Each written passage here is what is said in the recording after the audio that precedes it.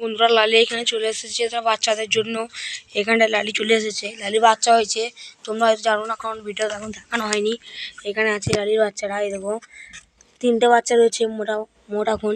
আর এখানে কিছু আমাদের ফুলের গাছ আছে, এই দেখো। আর এখন এদিকে লালির বাচ্চাদের জন্য ঘর হচ্ছে এই জায়গাটায়, এরকম লালির বাচ্চাদের জন্য এখন ঘর হচ্ছে এইখানটায়। অনেকটা বড়ই ঘর হচ্ছে এখন। আপাতত এই ঘরেই থাকবে, তারপর কিছুদিন পরে ওই জায়গায় ঘর বানাবো। এরকম এইখানটায় মাছ আছে এই জায়গাটায়। আর এখানে কিছু ফুল গাছ আছে এইখানটায়।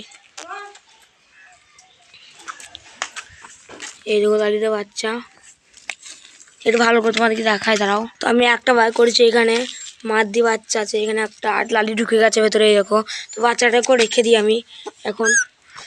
লালি তো বাচ্চা নেই, ভালো করে ভেতরে রেখে দিলাম। এরকম এখানটায় লালির বাচ্চা হয়েছে। আর এদিকে আমার ফুল গাছ তো আছেই।